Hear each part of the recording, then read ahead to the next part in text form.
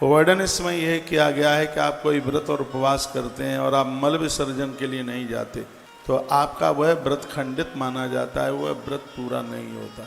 भले ही जाने का मन नहीं है तो भी जाइए। बड़ी सुंदर बातें कही हैं। स्नान के बाद कभी भी दांत नहीं मांजे जाते। स्नान करने से पहले ये करने की जरूरत है। वही गच्छेद त्यागार्थम मलमूत्रयो, मलमूत्र विसर्जन के तत्पश्चात स्नान कीजिए और स्नान के तत्पश्चात फिर पूजा में बैठिए।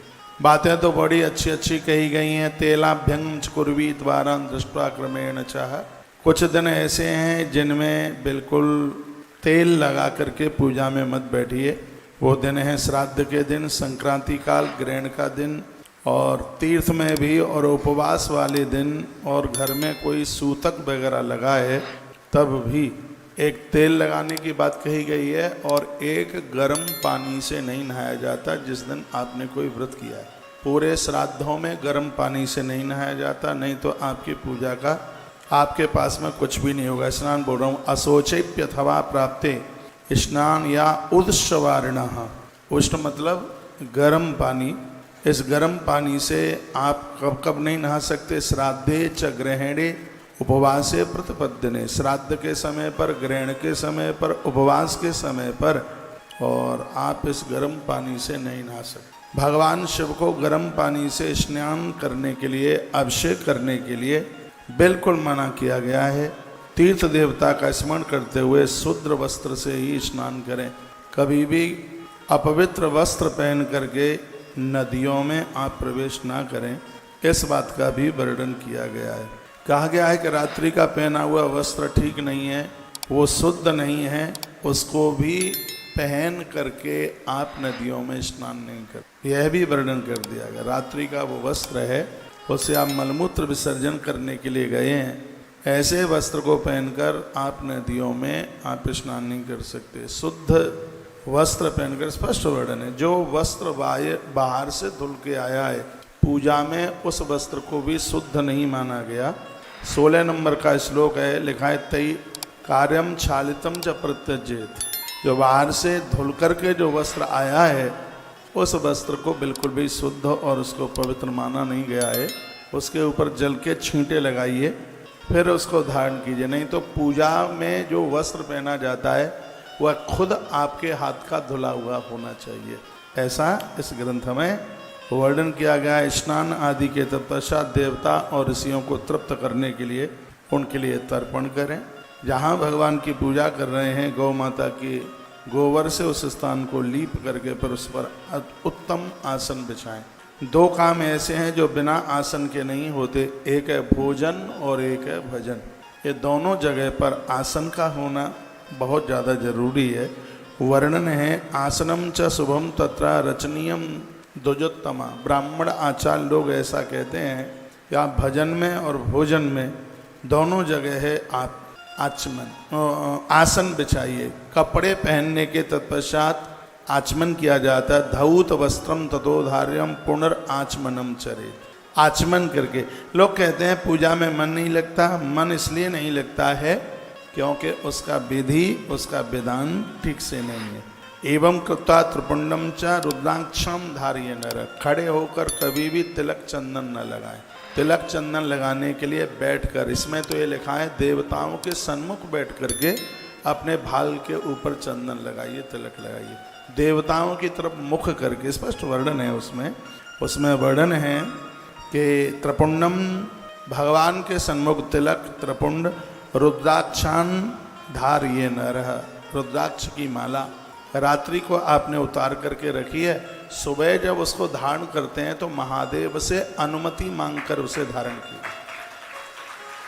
भगवान शिव को कहिए कि प्रभु ये आपका प्रसाद है, ये माला आपकी कृपा है और आपकी आज्ञा लेकर के और हम इस माला को धारण कर रहे हैं। क्या अद्भुत बातें कही गई हैं।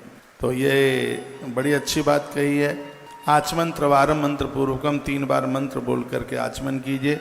एकम बात प्रक्रियाच गंगा बिंदु ऋतुब्रवण। मंत्र बोलकर आपने साधारण जल का भी आचमन किया है, तत्काल वह जल गंगा का रूप धारण कर लेता है। तीन ही तो बातें बोलनी है, ओम केशवाय नमः, ओम माधवाय नमः, ओम नारायणाय नमः। आचार्य जी श्लोक मिले। तो यह बड़ी अद्भुत अद्भुत बातें कही गई हैं। केशवाय नमः, नारायणाय नमः, माधवाय नमः, ऐसा बोल करके आचमन कीजिएगा। लिखा अभावे भस्मनस्तत्र जलस्यादि प्रकीर्तितम। यदि भस्म का अभाव है तो आप जल से भी 3 रेखाएं खींच सकते हैं। भस्म की पूर्ति जल से हो जाती है तो वहाँ आप जल का प्रयोग कर लें। जपस तपस तथा दानम त्रिपुण्याम सफलम भवेत। वर्णन किया गया है कि भक्त के लिए जप तप दान और तिलक ये पूजा में इनको बड़ा विशेष माना गया है। तो ये कुछ बड़ी अच्छी बातें बताएं। अन्नोदकम तथा तत्र शिव पूजार्थम हरे। ये तो मैं पूर्व में बोल भी गया हूँ कि नित्य भगवान का अन्न का भोग लगाइए। जो एक वेद में जो नैवेद्य का जो मंत्र है, ये नैवेद्य का मंत्र है, वो फल चढ़ाने का नहीं है। वो मंत्र है, वो दूध पिलाने का भोग नहीं है भगवान को। उसमें जो नाभ्या आसी दंतरिक्ष गुम जो ये मंत्र है, उसमें अन्न का भोग भगवान को। यहाँ इस ग्रंथ में भी ये पूजा का जितना भी प्रकरण है वो सबसे महापुराण से लिया गया है। जो देवताओं की 16 प्रकार की जो पूजा होती है और जितनी भी वस्तुएं चढ़ाई जाती हैं भगवान को, यह पूरा का पूरा प्रकरण श्री शिव महापुराण से इसको लिया गया है। और वो भी रुद्र संहिता में सृष्टि खंड में अध्याय नंबर 11, 12, 13, 14, 15, 16 और 17 इन अध्यायों में पूरा कर्मकांड है, पूरा पूजा का विधान है, उसको वर्णित किया गया है। चंदनई कुंकुमशैव धूप दीपैशनैकसा नैवेद्य विविधशैव पूजयित्वा तथा शिवः। किसी भी देवता की आप पूजा करते हैं उसमें नैवेद्य जरूरी है। चंदन लगाइए, कुमकुम लगाइए। बहुत लोग कहते हैं कि भगवान शंकर को कुमकुम नहीं लगाया जाता, आपने भी सुना होगा। तो यह श्री शिव महापुराण रुद्र संहिता सृष्टि खंड अध्याय नंबर 13 और श्लोक नंबर 32, इसमें स्पष्ट वर्णन है कि भगवान को चंदन कुमकुम धूप दीप अनेक प्रकार से के नैवेद्यों के द्वारा भगवान शिव की पूजा करें। मैं ये कथाएं इन सब चीज़ों की भ्रांति को खत्म करने के लिए ही तो कह रहा हूँ। और एक एक बात को मैंने बहुत बारीकी से इसको पढ़ा है। एक बार फिर मैं श्लोक बोल रहा हूँ। जो कहते हैं कुमकुम न चढ़ाएं, मंदिरों के पुजारी लोग भी बोलते हैं, हाँ सूखी कुमकुम सूखी रोली नहीं चढ़ाइए। हाथ पर ना लिखें, हाथ पर लिखने से कर्जा बढ़ता है, इसलिए पेन कागज के ऊपर ही चलाएं। तो कॉपी लेके बैठो, डायरी लेके बैठो, आपके काम में आएगा। और मैं हर बात एक प्रमाण के साथ में आपको निवेदित कर रहा हूँ। श्री शिव महापुराण रुद्र संहिता सृष्टि खंड अध्याय नंबर 13 और श्लोक नंबर 32। इस श्लोक में महादेव के ऊपर कुमकुम चढ़ाने के लिए, रोली चढ़ाने के लिए कहा है। उसमें जल डालिए, गीला करके चढ़ाइए, क्योंकि सूखी रोली तांत्रिक लोग प्रयोग में लेते हैं उसको।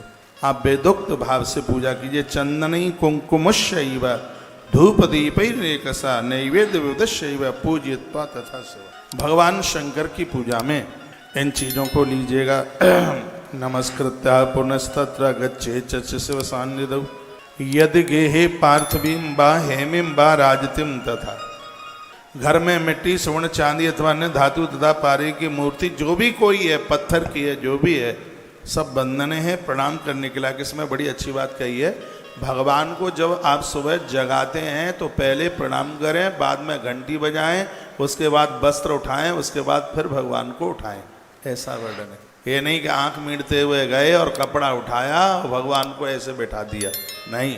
सबसे पहले उन्हें प्रणाम कीजिए, वंदन कीजिए, फिर घंटी बजाइए, फिर वस्त्र उठाइए, उसके बाद जो भगवान शयन में हैं फिर उनको आप जगाइए, फिर उनको बिठाइए। ये वर्णन इसमें किया गया। इसमें भगवान को प्रणाम करने की बात कही गई है। इस तरीके से भगवान की पूजा होती है तो भगवान बड़े प्रसन्न होते हैं। अपने घर में रहते हुए पूजा के समस्त नियमों का पालन करना चाहिए, ऐसा इस ग्रंथ में लिखा हुआ है। 36 नंबर का श्लोक है ये, इसमें नियम पालन की बात कही गई है। मैं बोले देता हूँ, कर्तव्यम सर्वथा तत्र नियमा स्वग्रहिस्ततः।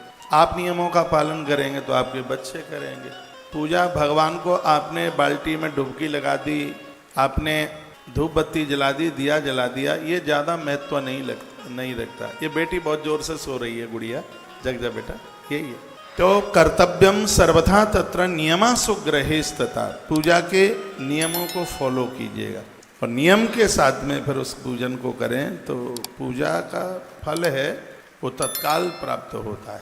तत्पश्चात भगवान शंकर को शंख पुष्पी बहुत ज़्यादा प्रिय है, उसके फूल भी आते हैं, वो चढ़ाइए। कुसा डाबी जिसे कहते हैं, दूर्वा, धतूरा, मदार, और देखिए फिर इसमें लिखा है तुलसी पत्र।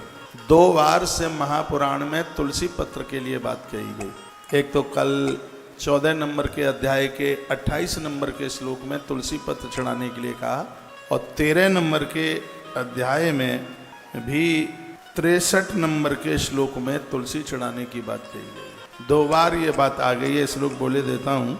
लिखा है कुश पुष्पैस धतूरई मंदारई द्रोण संभवई तथाच तुलसी पत्रई बिल्व पत्रई विशेषता। इसमें लिखा है कि तुलसी पत्र और बेल पत्र दोनों एक संग महादेव के ऊपर चढ़ाते हैं। इस श्लोक में लिखा है तो भगवान महादेव बहुत ज़्यादा राजी होते हैं, भारी प्रसन्न होते हैं। ये मैं पहली बार बात बोल रहा हूँ। तुलसी पत्र और बेल पत्र दोनों एक साथ चढ़ाई जाए भगवान शिव को। ये 63 नंबर का श्लोक है और 13 नंबर का अध्याय है, श्लोक नंबर 63, और रुद्र संहिता का पहला खंड है जिसका नाम है सृष्टि खंड। इसमें लिखा है कि विशेष रूप से ये दोनों चीज़ें जब चढ़ाई जाती हैं तो एक विशेष रूप बन गया है, विशेष रूप से। और एक बात इसमें और कह दी गई है कि पूजा में आपको कोई पत्ता फूल कुछ भी नहीं मिलता है, तो वर्णन इसमें किया सर्वा अभावे बिल्व पत्र अर्पणीयम सेवाई भाई। कुछ भी नहीं मिले, सिर्फ बेल पत्र मिल गया है, बेल पत्र महादेव के ऊपर चढ़ा दीजिए, सब चीज़ों की पूर्ति हो जाती है। बेल पत्र मिल गया, सब कुछ मिल गया। ये 64 नंबर के श्लोक में, 64 नंबर के श्लोक में ये बात कही गई है, बिल्व पत्र शिव को समर्पित कर दें। लिखा है कि बिल्व पत्र के अर्पण मात्र से पूजा की सारी विधि संपन्न हो जाती है। ये बात नोट करने के लायक है। वर्णन है इसमें बिल्व पत्रा अर्पणी नहीं व सर्व पूजा प्रसिद्ध थी, पूजा की संपूर्ण विधि पूरी हो जाती है यदि महादेव के ऊपर आपने बेलपत्र चढ़ा दिया। ये लिखने लायक बात है, जीवन भर कभी इसको भूलना मत। चीज़ें तो बहुत हैं, इतनी चीज़ें महादेव पर चढ़ाने के लिए कमरा भर जाए, पूरा 20 बाई 20 का कमरा भर जाएगा सामग्री के मारे।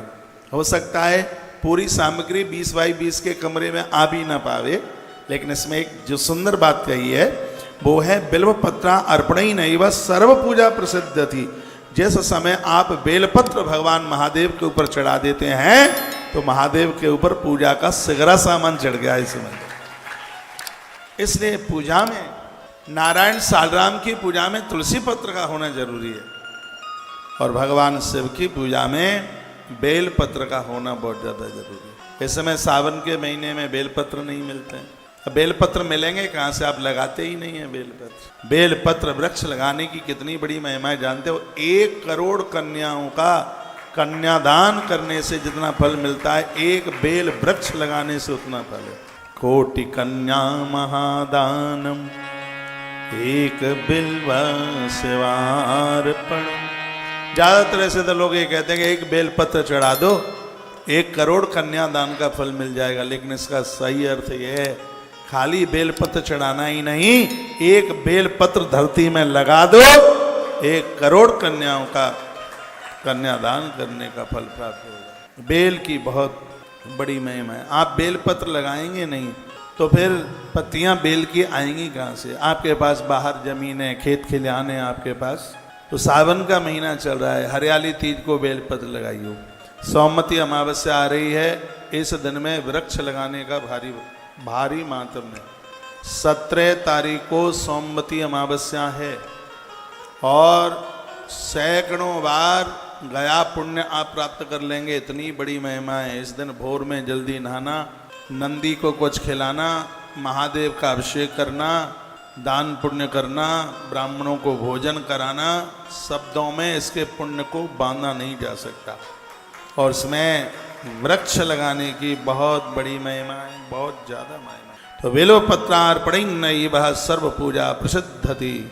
तो बेलपत्र आपने महादेव को चढ़ा दिया है, तो इसमें वर्णन है कि आपने सारी विधि संपन्न कर डाली है, सबको चढ़ा दिया, ऐसा वर्णन किया गया है। भगवान शंकर को यों तो सुगंधी इत्र सब देवताओं के ऊपर चढ़ा दिया जाता है, लेकिन जो इत्र चढ़ाने की बात है वो महादेव के ऊपर चढ़ाया जाता है। और इसमें वर्णन है कि इत्र चढ़ाते समय महामृत्युंजय मंत्र बोले, ओम त्र्यंबकम जजामहे सुगंधिम पुष्टिवर्धनम उर्वारुकमिव बन्धनात् मृत्योर्मुक्षीयमामृता।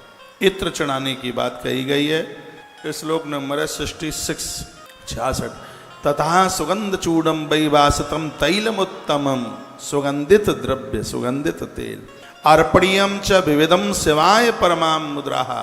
भगवान शंकर अति प्रसन्न हो जाते। गूगल की धूप से महादेव भारी राजी होते हैं, बहुत प्रसन्न होते हैं।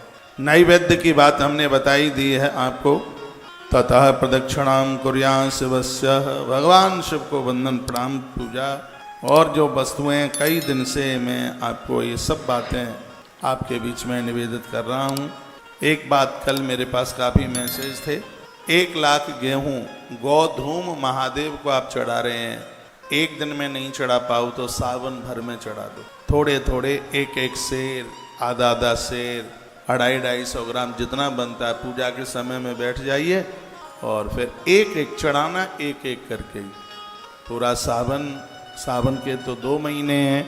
गौधूम मानस तथा पूजा प्रशस्त संग्रस भाई, क्योंकि इसमें कहीं लिखा ही नहीं है कि आपको एक दिन में ही पूरा चढ़ाना है।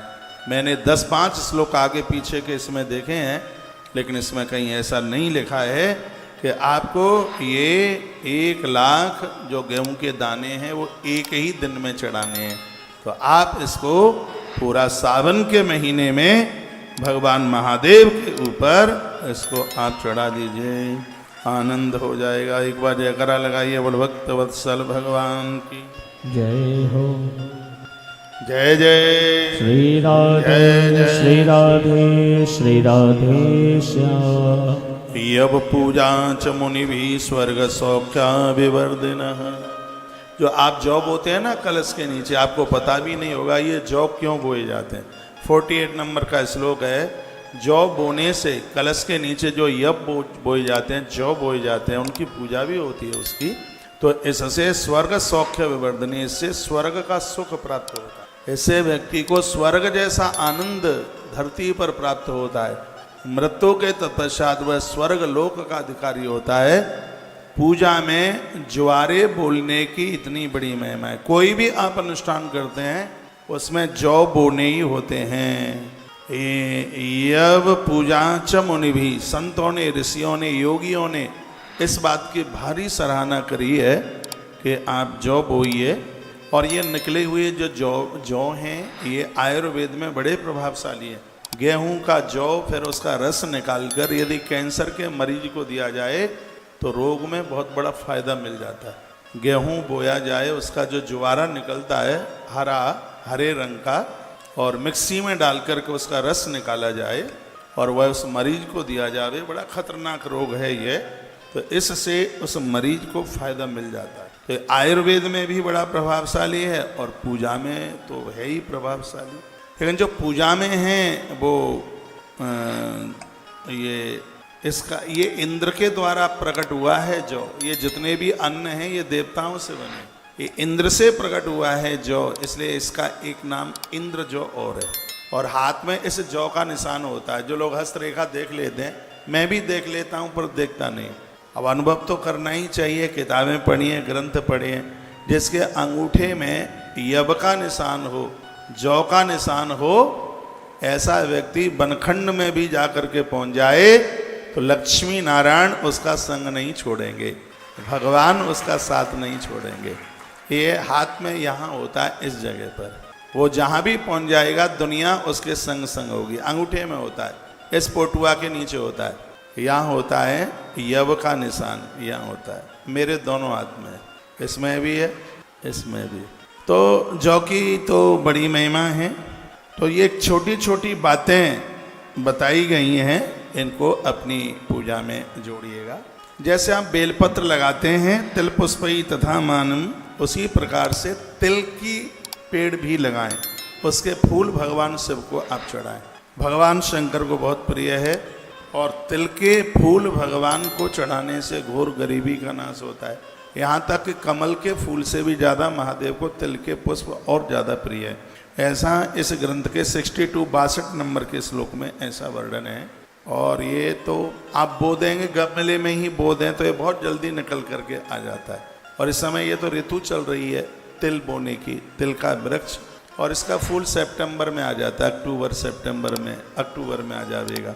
और उन फूलों से भगवान शिव की पूजा की जाए। आज मैं फ़ोन करूंगा शाम को कि गौशाला में थोड़े तिल बो दिए जाएं फूलों के लिए, कहीं एक खेत में एक कोने में तिल, तो उसके फूलों से भगवान शिव की पूजा की जाए। भगवान शंकर बहुत प्रसन्न होते हैं। देवताओं के लिए भी बड़े आनंद की बात है।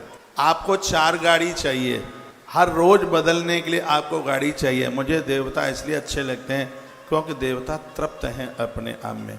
कभी भगवान नारायण कभी महादेव के पास नहीं गए, ये नहीं कहा कि गरुड़ पर बैठे बैठे मैं बोर हो गया हूँ, कुछ दिन के लिए आप मुझे अपना नंदी दे दीजिए, कभी भी नहीं गए।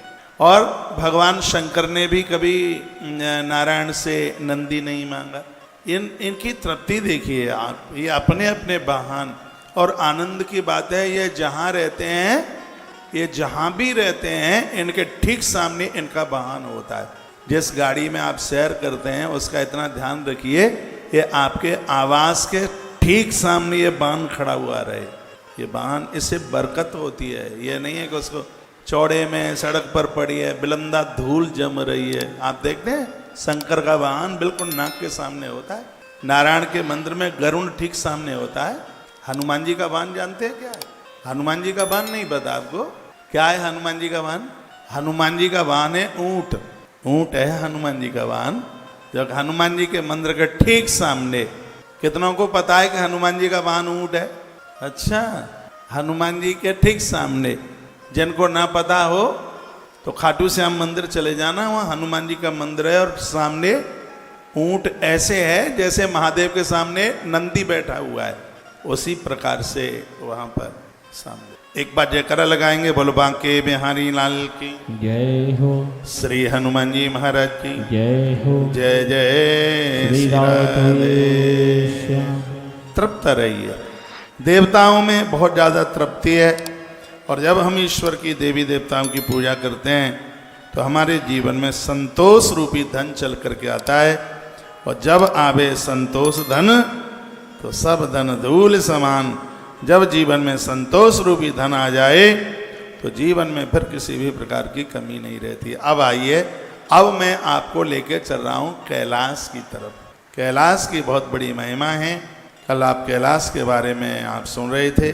भगवान शंकर कैलाशपति कैसे बने। सकितम तस्यासीत कुबेरेण महात्मना। कुबेर को भगवान ने कैसे अपना मित्र बनाया और कुबेर को भगवान ने अलकापुरी का कैसे राजा बनाया और उसके कहने से भगवान काशी से कैलाश की यात्रा कैसे करी। आज की ये प्रमुख कथाएं हैं, वो आप सुन लीजिए। कल आप सुन रहे थे काम्पल्य नगर में एक ब्राह्मण हुआ जिसका नाम था यज्ञदत्त दीक्षित। ब्राह्मण परिवार में उसका जन्म हुआ है। पत्नी बड़ी धार्मिक थी, नित्य अग्निहोत्र करता है। गलती ये थी, गर्भाधान संस्कार श्राद्ध काल में हुआ तो परिणाम यह हुआ कि उस नारी की कोख में एक बेढंगा बालक आकर के चल के आया। समय आने पर उसका जन्म हुआ और उसी का नाम आसीद गुड़निधि नाम, उसी का नाम गुड़निधि रख दिया गया था। और वह बालक थोड़ा छोटे से बड़ा हुआ। 19 वर्ष में उसकी शादी कर दी गई। हमारे ग्रंथ भी कहते हैं बच्चों को पहले सेट काम से सेट कीजिए, उन्हें शादी शुदियाँ तो हो ही जाएंगी। पहले उनको उनके पाम के ऊपर खड़ा कीजिए, उन्हें कमाऊ बनाइए, उन्हें बुद्धिमान बनाइए, उन्हें संस्कारित बनाइए। बच्चों को आप हॉस्टलों में बहुत दूर भेजते हैं पढ़ने के लिए। कोटा में जाते हैं बच्चे, पूना में जाते हैं और कहीं कहीं जाते हैं पढ़ने के लिए। बच्चे बाहर पढ़ने के लिए जाएं, उनको आप डॉक्टर बनाना चाहते हैं, कलेक्टर बनाना चाहते हैं, इंजीनियर बनाना चाहते हैं। भाग्यनगर के लोगों, मेरी प्रार्थना है इन बच्चों को सबसे पहले इंसान बनाइए, इन्हें इंसान बना करके भेजिए। इंसान न बनाया तो फिर ये खुरापाती करें। गुड़निधि के अंदर ऐसा कोई दोष नहीं था जो इसके पास ना हो। तो पिता का ध्यान नहीं था। पिता का ध्यान न होगा तो बच्चे मूर्ख हो जाएंगे। माँ का ध्यान नहीं होगा औलाद के ऊपर तो बच्चे चरित्रहीन हो जाएंगे। माँ की देखरेख में बच्चे चरित्रवान बनते हैं। माँ हो पातिव्रत धर्म का निर्वहन करने वाली, पिता हो संयमी, इन दोनों के माध्यम से होने वाली औलाद एक विशेष होती है। एक कथा आती है, जब राम जी का वनवास हुआ तो वन में थे प्रभु राम, लक्ष्मण, माता जानकी। एक दिन राम जी के मन में बात आई कि थोड़ी मैं लक्ष्मण की परीक्षा ले लूं। तो प्रभु श्री राम जी लखन को कहने लगे, लक्ष्मण मैं थोड़ा महात्माओं के पास जा रहा हूं, सीता का ख्याल रखना। एक वृक्ष के नीचे बैठे थे, राम जी गए और तोता बनकर उसी पेड़ के ऊपर आके बैठ गए। राम तोता बने, सुख बने। और उन्होंने क्या कहा, लक्ष्मण। लक्ष्मण ने देखा कि इंसान की भाषा तोता कैसे बोलता है। तो उस तोते ने क्या कहा, फलम दृष्ट्वा पुष्पम दृष्ट्वा नारीम दृष्टा।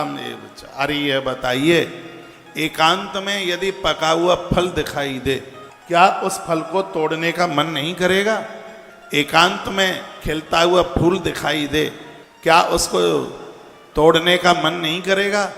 अकेले में युवा नारी दिखे, क्या उसको छूने का मन नहीं करेगा? लक्ष्मण को ये बात उस सुख ने कही, उस तोते ने कही। तो लक्ष्मण ने क्या जवाब दिया? लक्ष्मण ने कहा, तोता तू सही कह रहा है, खिलता हुआ फूल मन करता है उसको तोड़कर नाक से लगा ले, उसकी खुशबू लेने के लिए। पका हुआ फल उसको तोड़ने का मन करता है। युवा नारी दिखे, बिल्कुल उसको छूने का मन करता है। लेकिन याद रखना तोते, जिसका बाप हो संयमी और माँ हो पतिव्रता, उसकी कोख से जन्म लेने वाला बच्चा कभी बहक नहीं सकता, कभी अपने धर्म से डिग नहीं सकता। इतना कहा, तोते में से प्रभु राम प्रकट हो गए, लक्ष्मण को अपने अंक में भर लिया, अपनी छाती से लगा लिया। तो माता के संस्कार तो बच्चों को महान बना देते। और सिर्फ कोख में बच्चे को पाल करके और फिर उसको जन्म दे दिया, इससे ही मातृत्व तो पूरा नहीं होगा।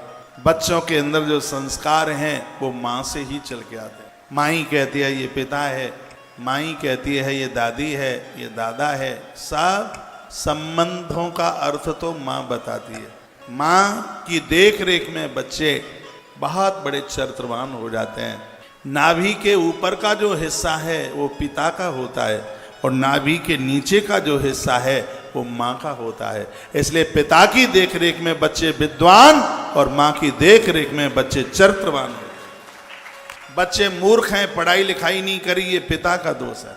बच्चों ने अपने हिसाब से शादी की है, बेटी किसी के संग चली गई, बेटे ने किसी की बेटी का हरण कर लिया, ये दोष माँ को जाता है। बच्चों के बारे में जितना माँ को पता है इतना और किसी को नहीं पता। माँ का ध्यान रहेगा औलाद के ऊपर, बच्चे चरित्रवान हो जाएंगे। इसलिए थोड़ा मोबाइल पर ध्यान कम दो, बच्चों पर ज़्यादा दो। आपके बच्चे अभी छोटे छोटे हैं, आपके मम्मी पापा ने भी आपको पढ़ाया लिखाया है, नौकरी करने के लिए नहीं, बच्चों को आप समझदार बना सकते। जीजाबाई ने एक मराठा के सेवा को छत्रपति शिवाजी बना दिया। वो जीजाबाई थी जिसने महाभारत पढ़ाई थी अपने पुत्र को, जिसने दुर्गा सप्तशती कंठ करा दी थी अपने पुत्र को। उस माता जीजाबाई की मैं बात करता हूँ जो भगवान गजानंद की परम भक्तानी थी। इस घर में गुरु समर्थ रामदास आया करते थे और उन्होंने एक दिन कहा था, देवी तेरी कोख से एक ऐसा बच्चा जन्म लेगा जिसके द्वारा हिंदुत्व सुरक्षित रहेगा। और वही हुआ। ये तो आपके हाथ में है। आप चाहें, राजीव दीक्षित जी का नाम आपने सुना होगा, उनकी वीडियो यूट्यूब पर बड़ा अच्छा बोलते हैं, मेरा फेवरेट महापुरुष है। लेकिन ये पूर्व से रहा है, जो ज़्यादा लोग अच्छे रहे हैं वो इस धरती पर ज़्यादा लंबे समय तक रुक नहीं पाए। वो इतनी अच्छी बात कहते थे, एक नारी जो चाहे वैसा बच्चा पैदा कर सकती है। वो चाहे तो डॉक्टर, वो चाहे तो कलेक्टर, वो चाहे तो उद्योगपति, और वो चाहे तो महात्मा, और नारी चाहे तो परमात्मा को भी धरती पर प्रकट कर सकती है। ये उसके हाथ की बात है। आप जो चाहें अपनी औलाद को आप वो बना सकते हैं, लेकिन आपको टाइम ही कहाँ है। आपका तो पूरा का पूरा फोन पूरे दिन तो पियर में चिपका रहता है। बच्चा आता है, थैला आके पटकता है, आधा घंटा तक मांगता रहता है मम्मी भोजन। अब मम्मी को फुर्सत हो तो भोजन अपने हाथ से परस ले, खा ले। मम्मी को टाइम नहीं है, मम्मी को फुर्सत नहीं है। ऐसी कौन सी बहन है जो दिन में 10 बार अपने पियर फोन ना करती हो? मैं निवेदन करना चाहूँगा, ससुराल जाकर के जो बहनें अपने पियर को बहुत याद करती हैं, वो ससुराल में आनंद पूर्वक नहीं रह सकते। आप ससुराल को याद कीजिए, लेकिन ऐसा नहीं है कि दाल चढ़ाने को रखी तो फोन, छौंक लगाया तो फोन, आटा गूंथा तो फोन। आप क्यों जा रहे हैं? कोई बात बुरी लग गई है? दादाजी, बच्चों के ऊपर ध्यान दीजिए, बच्चों को भूखा मन जाने दीजिए, उनकी क्लास लीजिए, उन्हें अपने पास में बैठाइए। कितना अच्छा लगता है जब बच्चे के सर पर आप कंघी लगाते हैं, कितना अच्छा लगता है जब आप बच्चों को यूनिफॉर्म पहनाते हैं।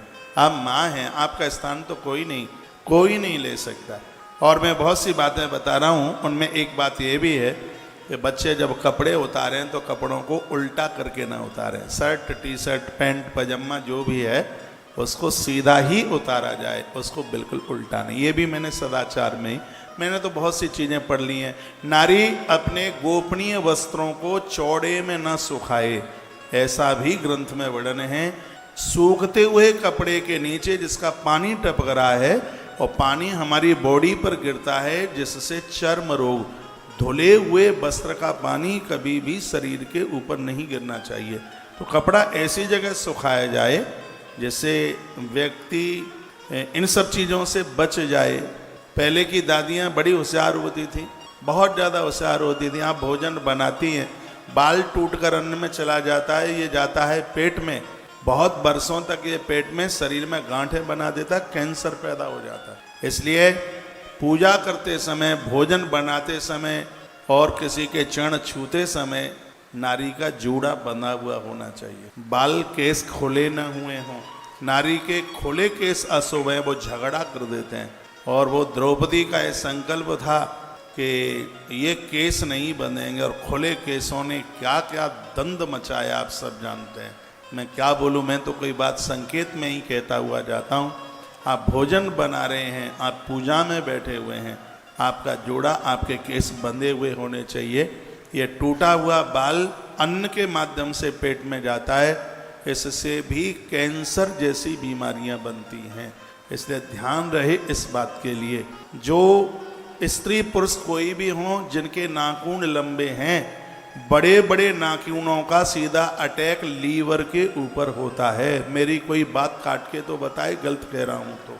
लंबे लंबे जो नाखून हैं, बड़े बड़े नाखून हैं, चेकअप भले ही करा लेना।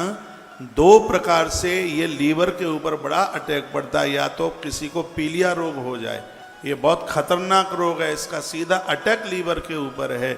और एक ये लंबे लंबे नाखून, और उन नाखूनों से सना हुआ भात, उन नाखूनों से सनी हुई दाल, उन नाखूनों से मिला हुआ गूंथा हुआ आटा, ये लीवर को डैमेज कर डालेगा। आजकल माताओं में, बेटियों में कंपटीशन चल रहा है कि तेरे नाखून 6 इंच के होंगे तो मेरे 9 इंच के होंगे। कंपटीशन है इस बात। ऐसा मत कीजिए। सजग समझदार घर की तुम बेटी हो तो नाखून पोटुआ के अंदर होना चाहिए, वो बिल्कुल बाहर नहीं। जो चीज़ रखाने के लायक है वो कटा डाली है, जो कटाने के लायक है उसको लंबा लंबा कर रहे हैं। बालों को लंबा कीजिए, बालों को तो बड़ा कीजिए, नाखून छोटे कीजिए। मुझे बड़ा भय लगता है पाम छुपाने से। मुझे पाम छुपाने से परहेज नहीं है, लेकिन तलवार जैसे नाखून मेरी उंगलियों को घायल करे बैठे हैं, मुझे तो भय उससे है। मेरी सब उंगलियां घायल हैं। पता नहीं क्यों इतने लंबे लंबे नाखून रखाते हैं। ये पता नहीं कौन सी फैशन है, पूरी गंदगी तो उसी में ही जाती है और ये सब लीवर को बर्बाद करते हैं। इसलिए अपनी प्राचीन सभ्यता में जीवन का निर्वहन करो, प्राचीन शैली में अपना जीवन जियो तो बचे रहोगे, नहीं तो 60 में फूंक निकल जाएगी और अस्पताल में जा करके और मरेंगे। मौत भी घर पर नहीं मिलेगी। तो काय को ये आफत कर रहे हो, काय को ये परेशानी कर रहे हो? जाग जाओ, जाग जाओ, कुछ सोच लो, कुछ विचार कर लो। महात्माओं ने हमारे जीवन के लिए बड़े शोध किए, उन्होंने बड़ी तपस्या की। आपको क्या पता है कि इन ग्रंथों को लिखने के लिए उन्होंने कितनी मेहनत की होगी। जीवन भर दूध पी करके भगवान व्यास इन ग्रंथों को लिखते रहे। व्यर्थ जंगल में बैठकर नदियों का पानी पी करके इन ग्रंथों को लिखते रहे। इनमें बड़ा शोध और इनमें बड़ा चिंतन किया था, तब ये सब सामग्री हमारे पास में आई है। लेकिन जो चीज़ें फ्री में मिल जाती हैं उसका महत्व तो थोड़ी ही समझा जाता है। ये तो अपने हम पुरखों को पूछ लें, इन ग्रंथों को तैयार करने के लिए उन्होंने कितनी तपश्चर्या करी है। उन्होंने अपना सब कुछ समर्पित कर दिया तब यह नॉलेज हमारे पास में चल करके आ पाई है कि जीवन कैसे जिया जाए।